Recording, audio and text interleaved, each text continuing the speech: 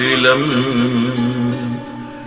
नहि वेद धाता नो वारिगिरीशो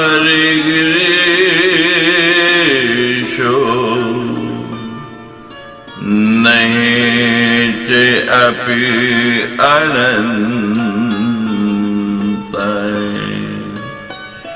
अंशांशिकापिते किमुतन्नदेवा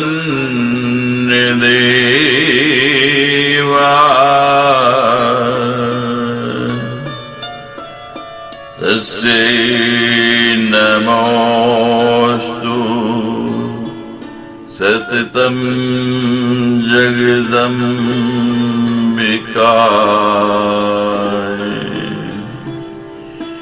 यद्पद पंकज रजे समवापि विश्वम् ब्रह्मा सृजति दिनं च विभर्ति विष्णु रुद्रैः सहति नेत्रथा समर्था तस्यै नमोऽस्तु सततं जगदम्बिकाय तस्यै नमोऽस्तु सततं जगदम्बिकाय तस्यै नमोऽस्तु सततं जगदम्बिकाय।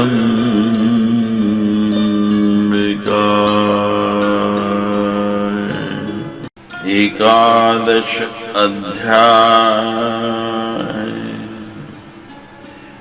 नारद उवाच वेदं कथं चेयसे भस्मन् परिकीर्तितम् एतद् कथयामि देव महत् कौतूहलम्।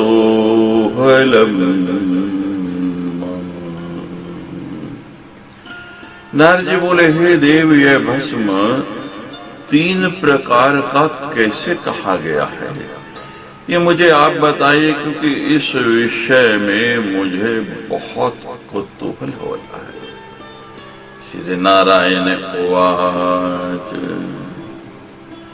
त्रिविद्वं प्रवक्ष्यामि देवऋषे भस्मनै शृणु महापापक्षयकरं महाकीर्तिकरं परम्। नारायण बोले, हे दर्विषे, मैं भस्म के 3 प्रकारों का वर्णन करूंगा, आप सुनिए। ये महान पापों को नष्ट करने वाला तथा विपुल कीर्ति प्रदान करने वाला है। गोमेयं योनि संबंधम तदास्तेनैव गृह्यते ब्राह्मे मंत्रे सुसंदग्धं तशान्ते कृदि होच्यते।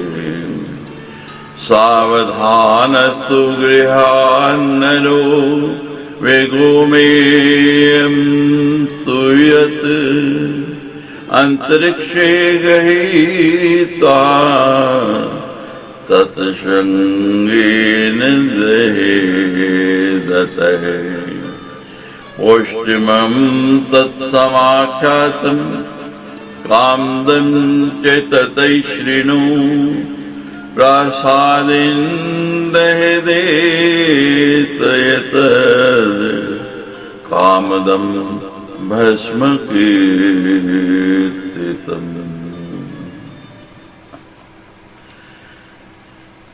जो गोबर गोमय योनि से संबंध अर्थात योनि से अलग होने के पूर्व हाथ पर ग्रहण कर लिया गया हो, यानी भूमि पर गिरने से पहले ही उसको अपने हाथों में ले लिया गया, उस गोमय को सज्जोजात आदि ब्रह्म मंत्रों से दग्ध करने पर जो भस्म बनती है उसे शांतिक भस्म कहा जाता है। जिस गोमय को जमीन पर गिरने से पूर्व अंतरिक्ष में ही सावधानी पूर्वक हाथ पर ले लिया गया हो, उस गोमय को शिटंग मंत्र से दग्ध करने पर जो भस्म बनती है उसे पौष्टिक भस्म कहा गया। हे देव ऋषि, अब इसके बाद कामद भस्म के विषय में सुनिए। प्रसाद मंत्र होम से दग्ध करने पर जो भस्म बनती है उसे कामद भस्म कहा गया है। प्रातरुत्थाय देवर्षि मस्मरत परे शुचि गावां गोष्ठेषु गत्वा नमस्कृत्य तु गोकुलम् गवां वर्णानुरूपाणं गृह्णायाद गोमयं शुभम् ब्राह्मणस्य च गोश्वेता रक्ता गो क्षत्रियस्य च पीतवर्णात् वैश्यस्य कृष्णाशुद्ध से कथ्यते पूर्णमास्याममावास्याम् अष्टम्यां वा विशुद्धधि प्रसादेन तु मन्त्रेण गृहीत्वा गोमयं शुभम् हृदयेन तु मन्त्रेण पिण्डीकृत्य तु गोमयम् रविरश्मिषु सन्तप्तम् शुचोदेशि मनोहरे तुषेण वा मुसर्वापि प्रसादेन तु निक्षिपेत्। हे देव ऋषि, भस्मवरत परायण मनुष्य को प्रातः काल उठ करके नित्य कर्म से पवित्र होने के पश्चात गौशाला में जाकर गोवृंद को नमस्कार करके वर्णानुरूप गायों को शुद्ध गौ में ले लेना चाहिए।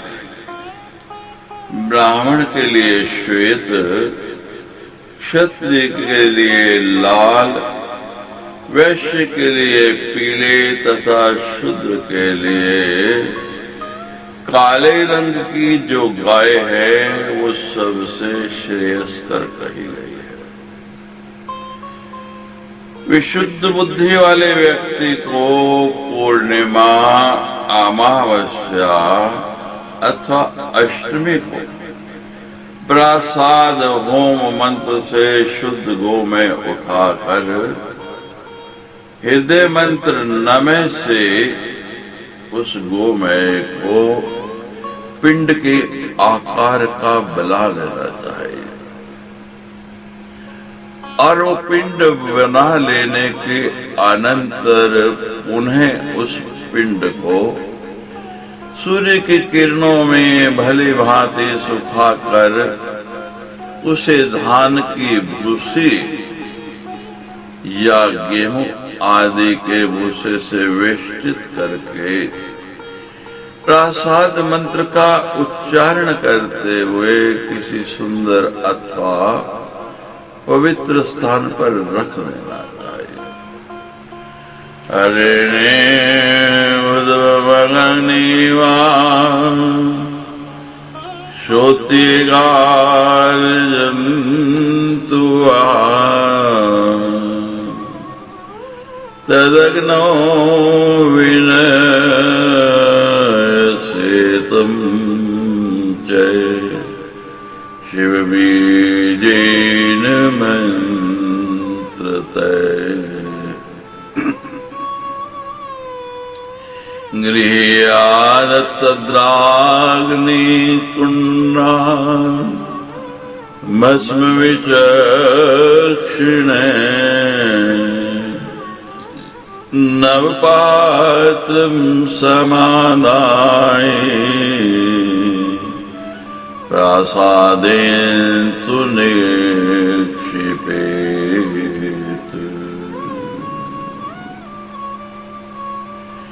केतकी पाटले तद् क्षीरं चन्दनं तथा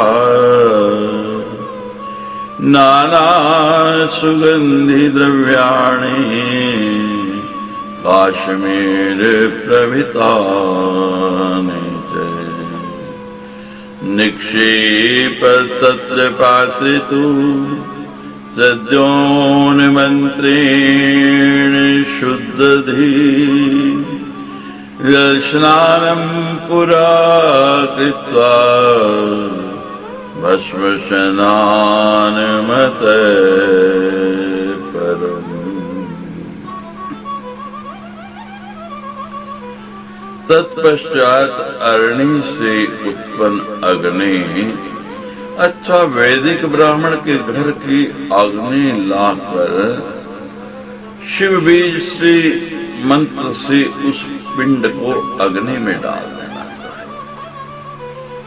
पुनः बुद्धिमान मनुष्य को चाहिए कि उस अग्नि कुंड से भस्म निकाले और एक नया पात्र लेकर के उसमें भस्म को प्रासाद मंत्र से रख दे।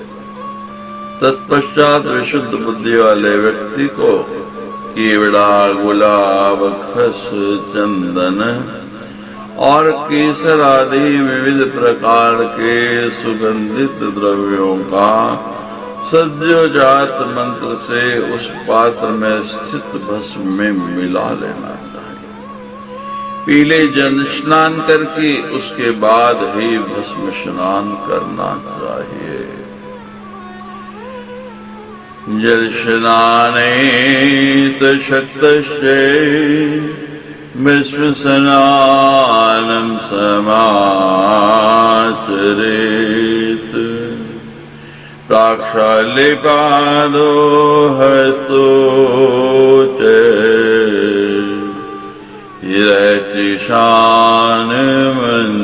हिरैश्चिशानमन्त्रते समुधूल्य ततः पश्चात् आननं तत्पुरुषेण तु अघोरेण तु हृदयं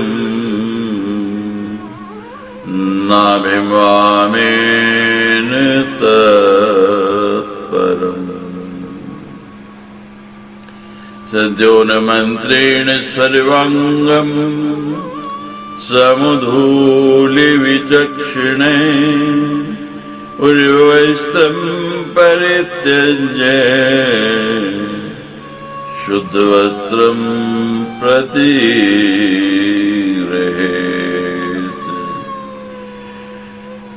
यदि जल स्नान करने में किसी प्रकार की असमर्थता हो, जल स्नान ना कर सकता हो, भी संभव ना हो तो केवल भस्म स्नान ही करे। हाथ पैर धो करके ईशान मंत्र से सिर पर भस्म लगा ले। तत्पुरुष मंत्र से मुख पर भस्म लगा ले। अघोर मंत्र से हृदय पर भस्म लगाए। वामदेव मंत्र से नाभि पर भस्म लगाए। तदनंतर सद्योजात मंत्र से शरीर के सभी अंगों पर भस्म लगाकर बुद्धिमान व्यक्ति को चाहिए कि पहले का धारण किया हुआ वस्त्र छोड़ करके शुद्ध वस्त्र पहने। प्रक्षाल्य पादो हस्तुचै पश्चादाचमञ्चरीत् भस्मोद्धूलन् भावे त्रिपुण्डं चैव दीयते।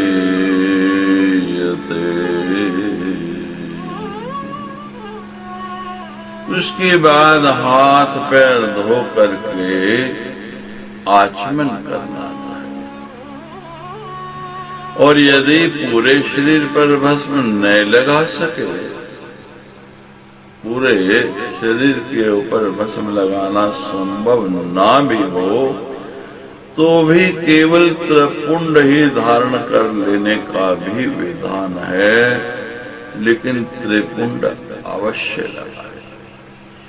मध्याह्न प्राग जलैर्युक्तम परितो जले वैजितम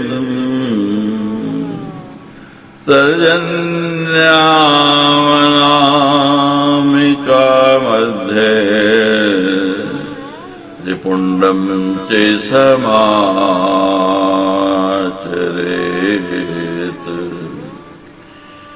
मूर्धनि चैव ललाटे चैव कर्णे कंठे तथैव च हृदये चैव बाहुश्च न्यासस्थानं हि च उच्यते।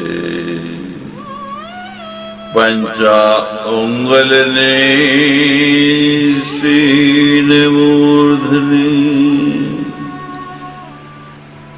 प्रसादेन तु मंत्रते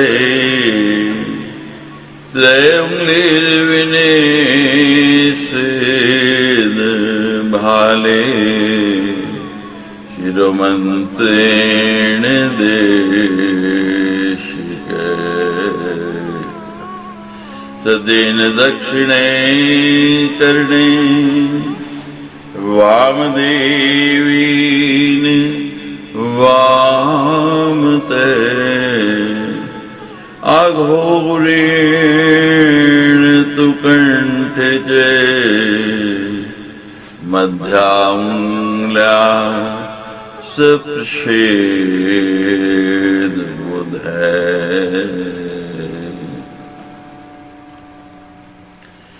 सिर ललाट कान कंठ हृदय और दोनों बाहु ये त्रिपुंड धारण करने के स्थान बताए गए।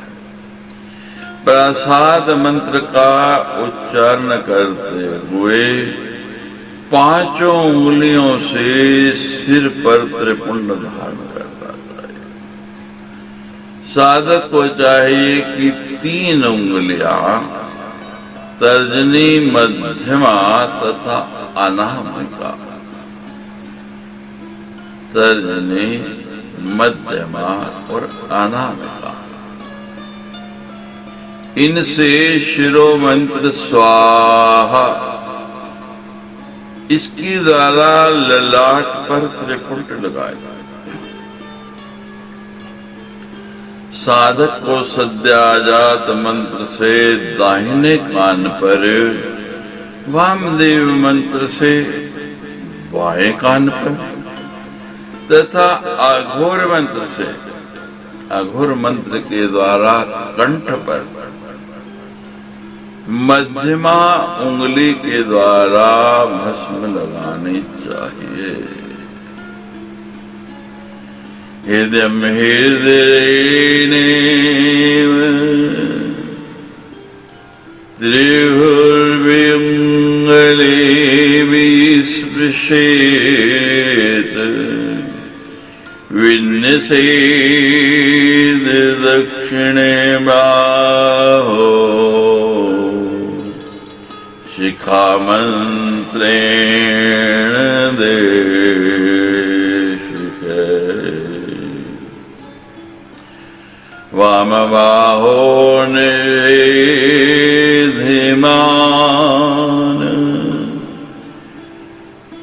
कवचेन त्र्यंगुले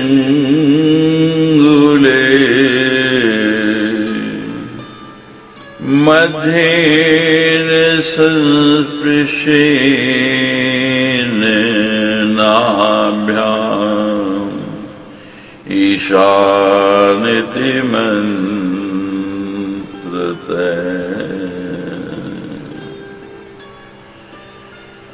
इसी प्रकार साधक को चाहिए कि हृदय मंत्र से तीनों उंगलियों द्वारा हृदय में और शिखा मंत्र से दाहिनी भुजा पर त्रिपुंड धारण करे। बुद्धिमान व्यक्ति को उन्हीं तीनों उंगलियों द्वारा कवच मंत्र से बाईं भुजा पर त्रिपुंड लगाना चाहिए और मध्यमा द्वारा ईशान सर्व विद्यानाम इस मंत्र से अपनी नाभि के ऊपर भस्म धारण करने चाहिए। ब्रह्म विष्णु महेशानाम त्रिस्तुरेखायति संवृता आद्यो ब्रह्मा ततो विष्णु तदोर्ध्वं च महेश्वर।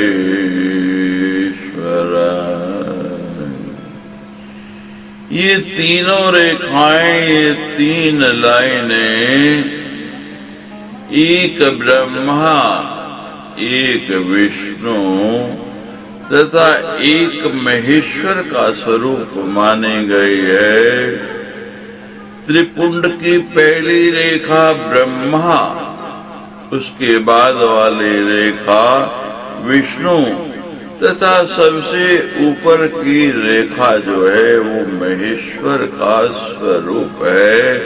यानी त्रिपुंड धारण करने का अर्थ ये हुआ, उसका भाव ये है कि आपने तीनों देवता ब्रह्मा, विष्णु और महेश को अपने सिर में, अपने मस्तक में, अपने बुद्धि में धारण कर लिया है। एकांगुलिन्यस्तम यदीश्वरे तत्र देवता शिरो मध्ये त्वयं ब्रह्मा ईश्वर सुललाटे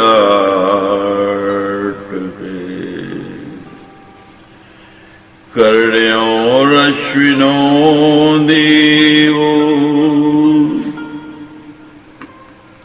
गणेशस्तु गले तथा क्षत्रियश्च तथा वैश्य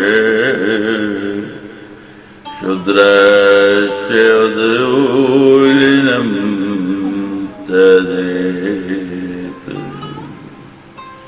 सर्वेषामन्त्यजातीनां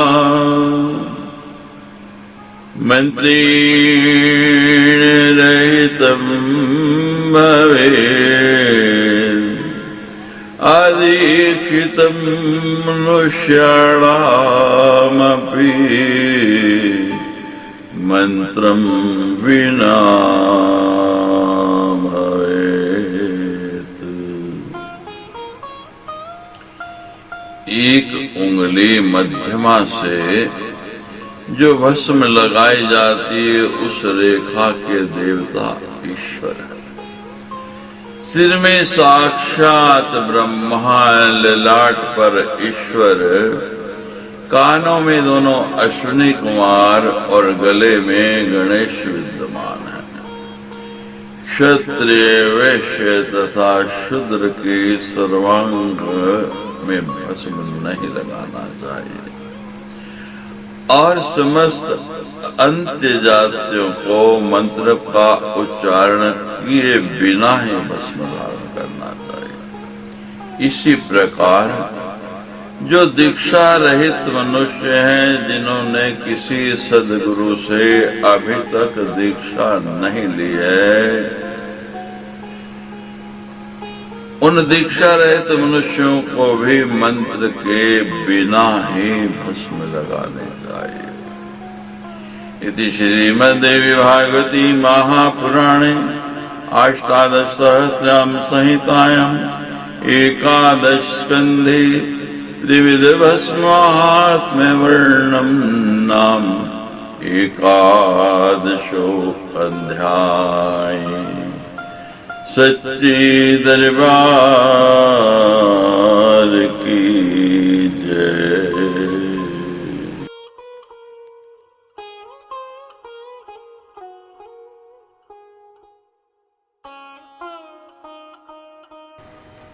द्वादशो अध्याय। श्री नारायण उवाच। निर्शेषिणो तत्सर्वं भस्मोऽधुर्नजं फलम् सरहस्य विधानं च सर्वकाम फलप्रदम्।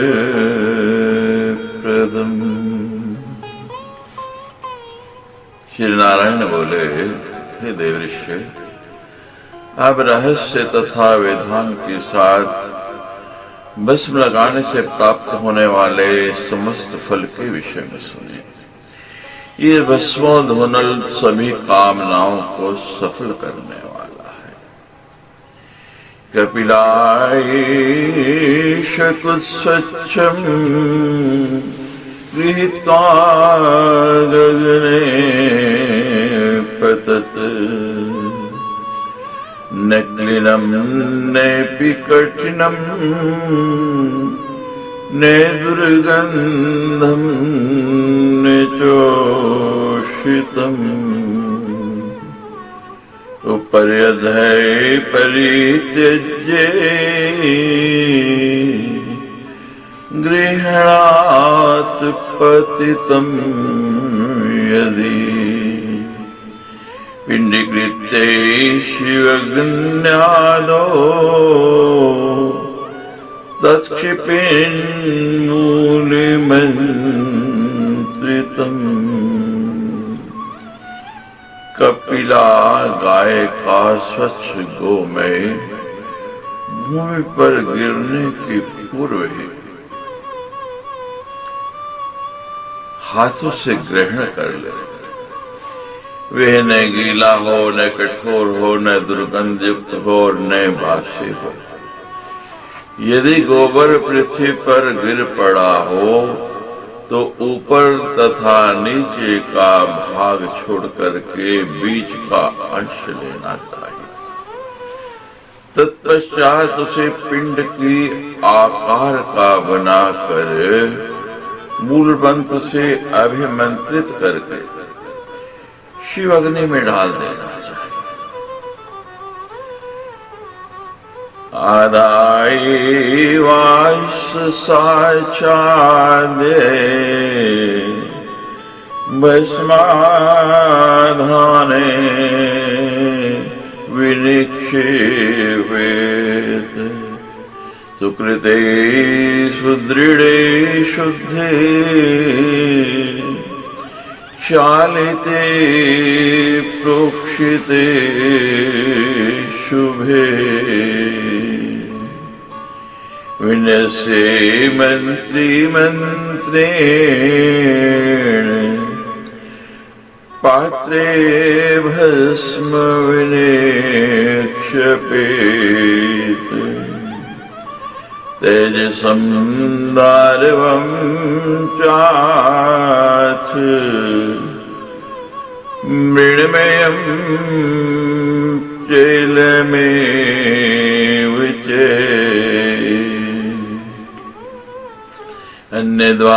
अन्यद्वाशोभिनं शुद्धं भस्माधारं प्रकल्पयेत् शोमे जैवति शुद्धे वा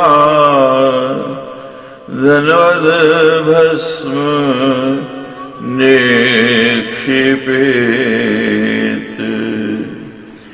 जल जाने पर भस्म को निकाल कर तथा उसे किसी शुद्ध वस्त्र से छान कर एक सुंदर पवित्र सुदृढ़ स्वच्छ सम्यक प्रक्षालित किए गए तथा प्रोक्षित भस्म पात्र में रख ले।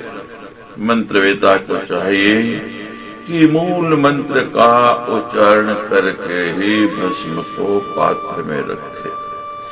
भस्म रखने के लिए किसी धातु, सोना, तांबा आदि काष्ठ, मिट्टी, वस्त्र अथवा किसी अन्य सुंदर तथा शुद्ध पदार्थ का भस्म पात्र बनाना चाहिए अथवा किसी अति शुद्ध रेशमी वस्त्र से बने पात्र में धन की तरह भस्म को सुरक्षित रखना चाहिए। प्रस्थितो भस्म गृह्णाय स्वयं च अनुचरोऽपि वा न च युक्त करी दद्यात् न च शुचितले क्षिपेत् न संस्पृशेतु नीचांगल न क्षिपेन्न च लङ्घयेत् तस्माद् भसितमादाय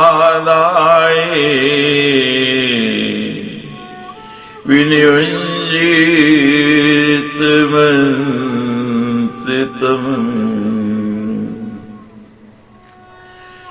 कहीं प्रस्थान करते समय भस्म पात्र या तो स्वयं लिए रहे अथवा साथ चलने वाले अनुचर सेवक इसे लिए रहे। इसे न किसी अयोग्य व्यक्ति के हाथ में दे और नहीं तो किसी अपवित्र स्थान पर ही रखे, न तो स्पर्श करे न तो उसे फेंके और न उसे लांघे। उस पात्र से भस्म निकाल कर अभिमंत्रित करने के बाद ही उसे धारण करना चाहिए। विभूति धारण विधि संप्रीत कौमेयोर्यते यदि आचरणेव शिवतुल्यो निसंशयः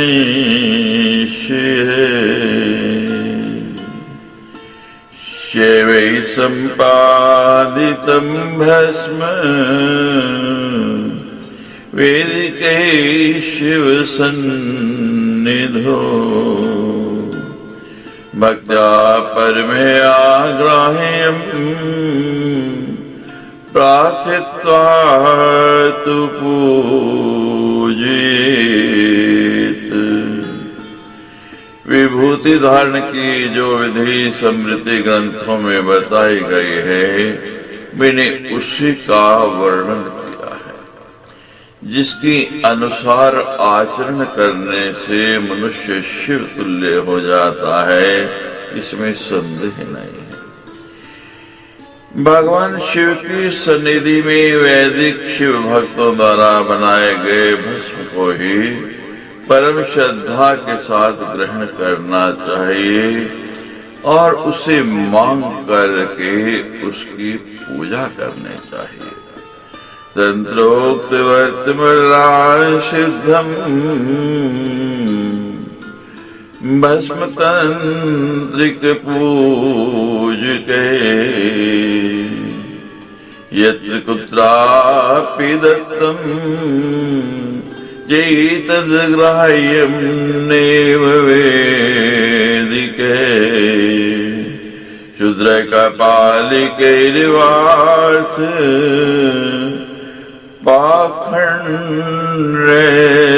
पाखण्डैर्परेस्तु तत् त्रिपुण्डं धारयेद् भक्त्या मनसापि निलङ्घयेत् श्रुत्वावधीयते यस्मान् तत्यागी पतितो भवेत्। त्रिपुण्डधारिणं भक्त्या तथा देहावगुण्ठनम्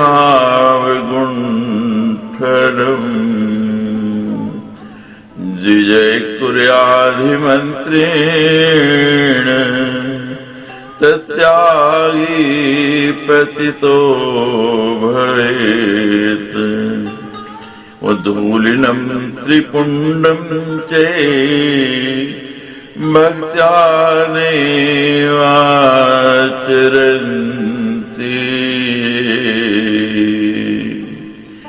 तंत्र शास्त्र में कही गई विधि से तांत्रिक पूजकों द्वारा निर्मित किया गया भस्म तांत्रिकों के लिए ग्राह्य है, वेदियों के लिए नहीं।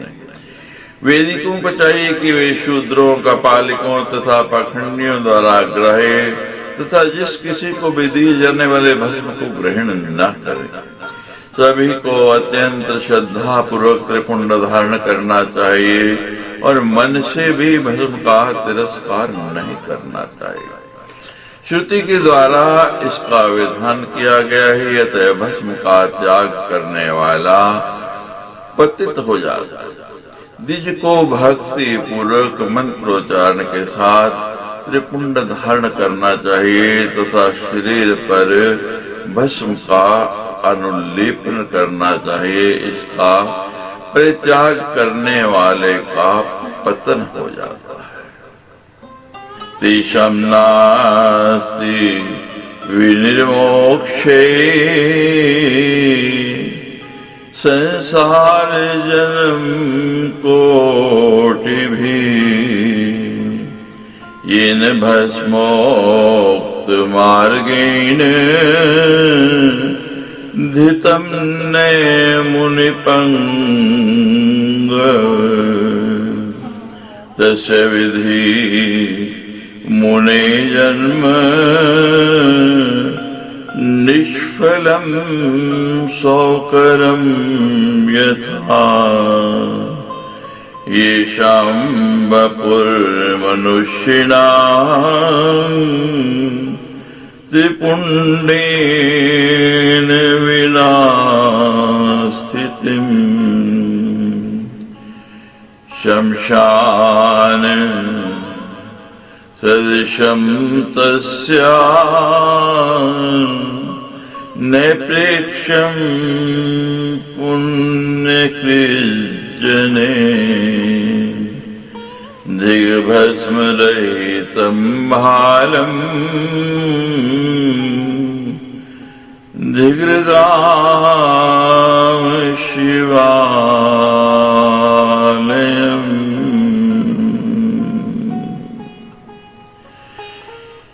जो लोग भक्ति पूर्वक सभी अंगों में भस्म नहीं लगाते तथा त्रिपुंड धारण नहीं करते, करोड़ों जन्मों में भी इस संसार से उनकी मुक्ति नहीं हो सकती।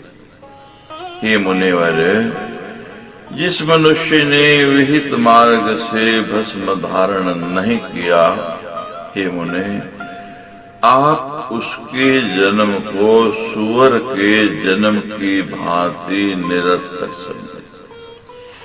जिन मनुष्यों को शरीर बिना त्रिपुंड की रहता है, उनका शरीर शमशान के तुल्य होता है। पुण्यात्मा व्यक्तियों को ऐसे शरीर पर दृष्टि तक नहीं डालनी चाहिए। भस्म रहित मस्तक को धिक्कार है, शिवालय विहीन ग्राम को धिक्कार है, शिव अर्चन से मुख व्यक्ति के जन्म को धिक्कार है तथा शिव का आश्रय प्रदान नहीं कराने वाली विद्या को धिक्कार है।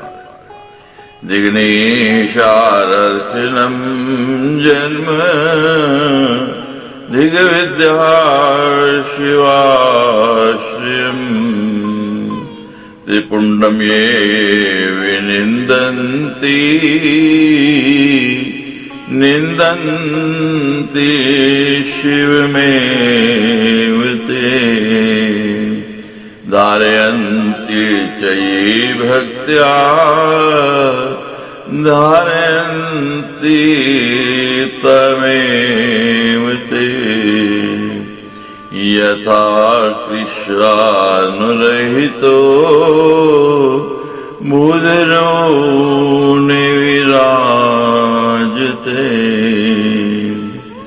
आशीष साधने अपीवं भस्महीनं शिवार्चनम् उदूर्णं त्रिपुंडं चे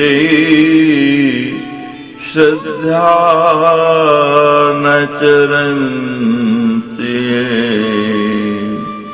जो लोग त्रिपुंड की निंदा करते हैं वे वस्तुतः शिव की ही निंदा करते हैं।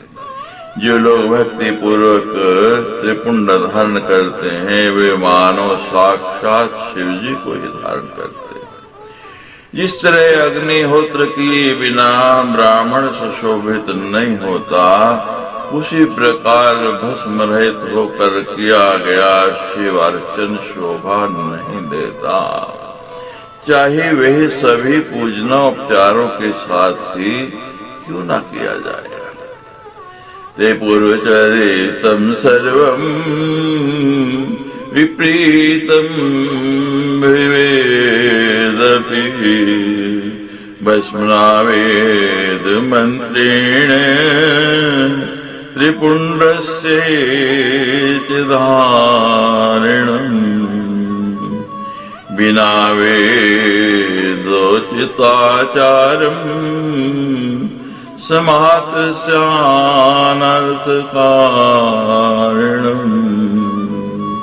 कृतं स्याद् कृतं तेन श्रुतमपि श्रुतं भवेत् अधीतमन्धितं च त्रिपुंडं यो निधारेत् वृथा वेदा वृथा यज्ञा वृथा दानं वृथा तपः। जो लोग श्रद्धा पूर्वक अपने सर्वांग में भस्म नहीं लगाते तथा त्रिपुंड धारण नहीं करते, उनके द्वारा पूर्व में किया गया समस्त सत्कर्म भी विपरीत हो जाता है। वेद मंत्र के साथ ही भस्म से त्रिपुंड धारण करना चाहिए। वेदोचित आचार के बिना त्रिपुंड धारण करना समार्थों के लिए अनर्थकारी होता है। जो त्रिपुंड धारण नहीं करता उसके द्वारा किया गया कृत्य न किए हुए के समान सुना गया वेद वचन, न सुने हुए के समान तथा अधीत शास्त्र अध्ययन न किए हुए के समान हो जाता है। प्रीताव्रतोपवासेन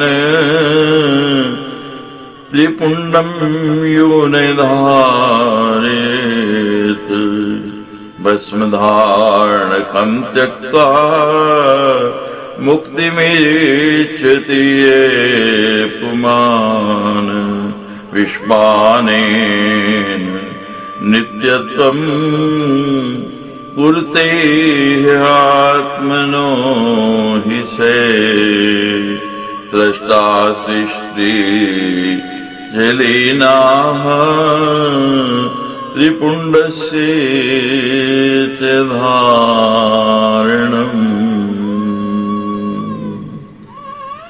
जो त्रिपुंड धारण नहीं करता उसके यज्ञ दान विदा ध्यान तपस्या व्रत तथा उपवास ये सभी व्यर्थ हो जाते हैं। जो मनुष्य भस्म धारण का त्याग करके मुक्ति की अभिलाषा रखता है वे मानो विषपान करके अपने आप को अमर करना चाहता है।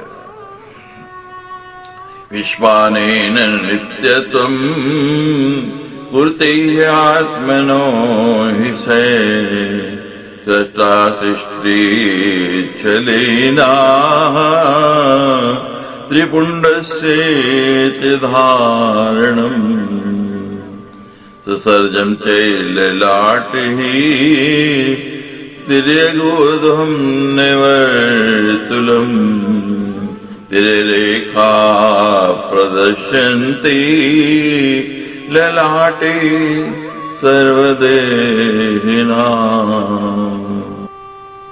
जो मनुष्य भस्म धारण का त्याग करके मुक्ति की अभिलाषा करता है वे मानो विष पान करके अपने को अमर करना चाहता है।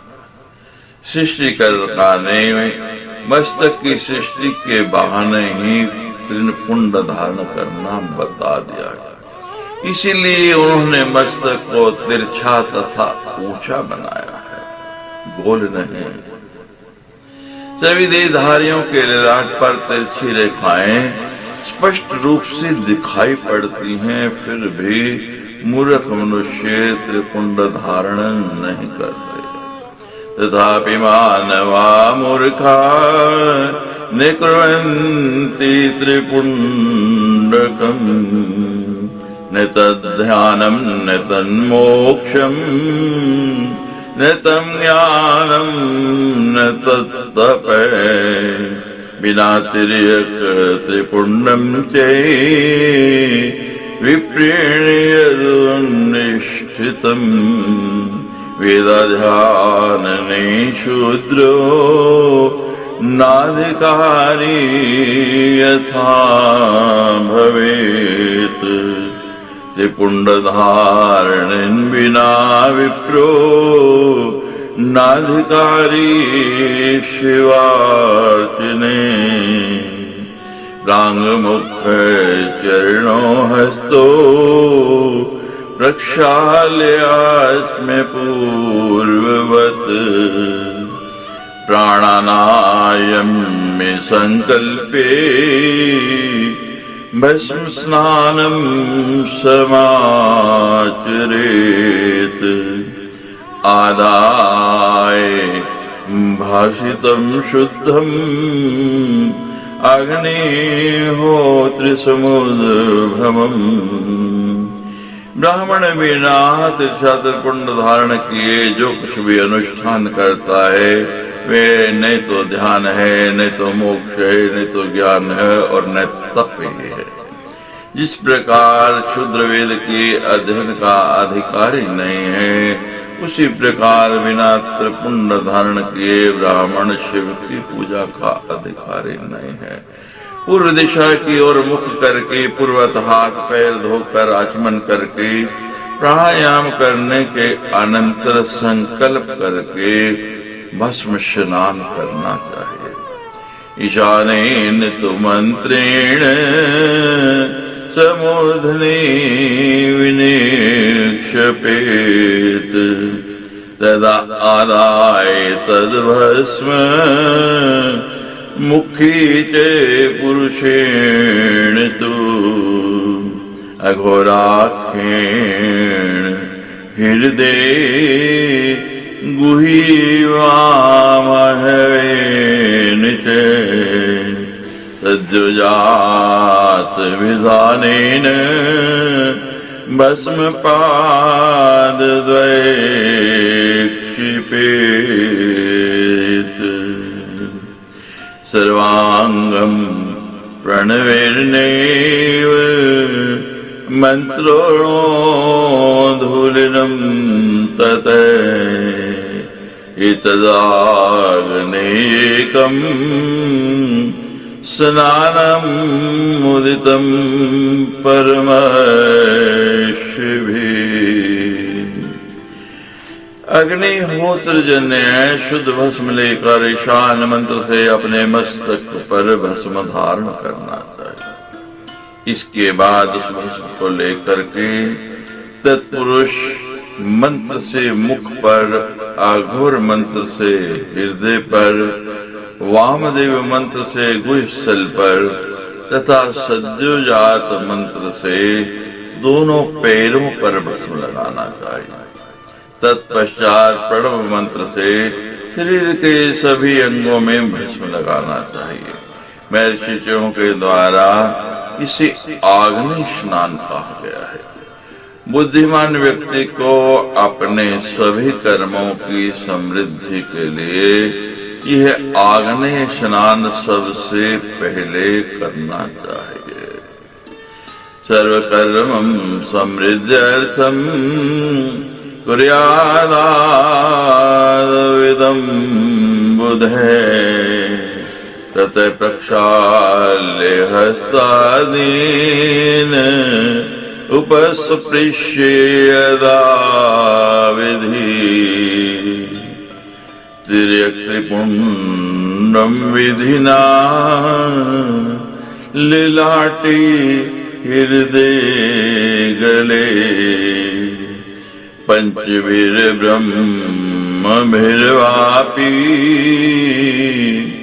कृतेन हसितेन च दितमेतत्त्रिपुण्डं स्याद् सर्वकर्मसुपाविनम्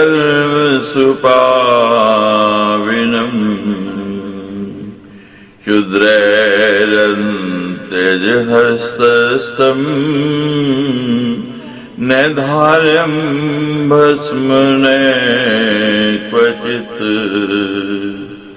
भस्मना से अग्निहोत्रेण लिप्त कर्म समाचरेत्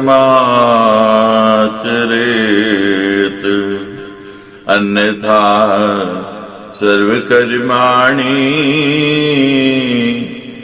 नैफलन्ति कदाचन।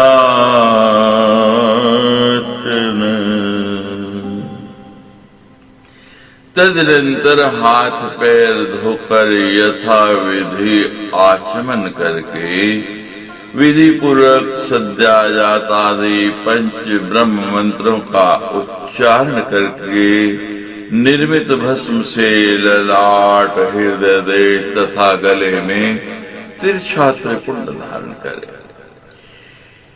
इस प्रकार धारण किया गया यह त्रिपुंड सभी कर्मों में पवित्रता प्रदान करने वाला होता है। शूद्रों को अंत्यजों के हाथ का भस्म कभी नहीं लगाना चाहिए। अग्निहोत्र जन्य भस्म लगाकर ही कोई शुभ कर्म करना चाहिए, अन्यथा किए गए सभी कर्म कभी भी फलीभूत नहीं होते हैं। सत्यम शोचम जपो में तीर्थं देवादिपूजनम्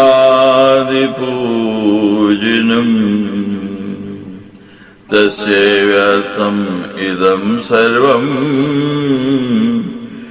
यस्य पुण्डं निधारयेत्।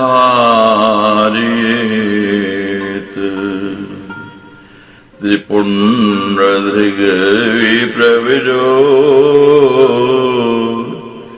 यो रुद्राक्षधरे शुचि सेहन्ति रोगादृत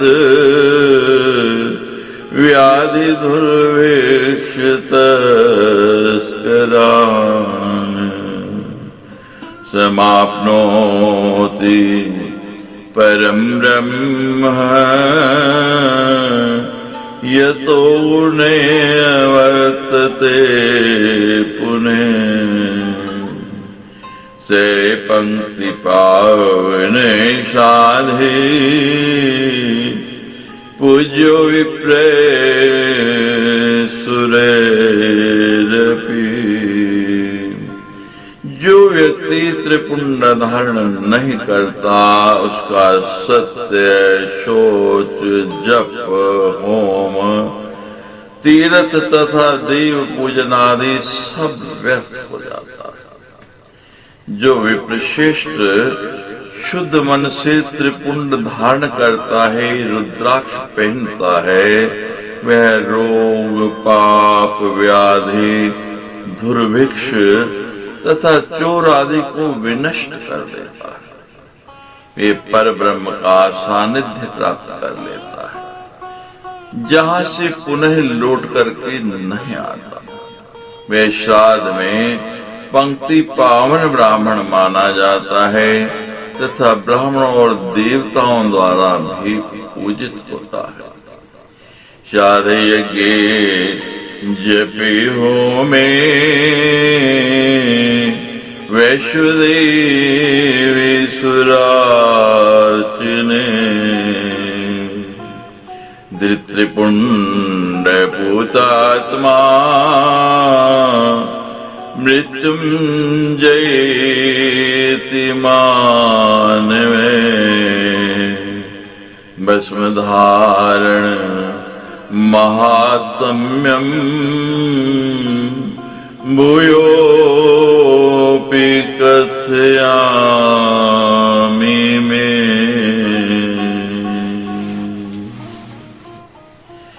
श्राद्ध यज्ञ जप होम वैश्वदेव तथा देवताओं के पूजन आदि में जो त्रिपुंड धारण किए रहता है, वह पवित्र आत्मा वाला मनुष्य मृत्यु को भी जीत लेता है। अब मैं भस्म धारण करने का और भी महात्म्य आपको कह रहा हूं। इति श्रीमद्देवी भागवती महापुराणे अष्टादशसहस्र्यां संहितायाम् एकादशे स्कन्धे भस्मधारण महात्म्य वर्णन नाम द्वादशो अध्याय। सच्चिदनिर्वाण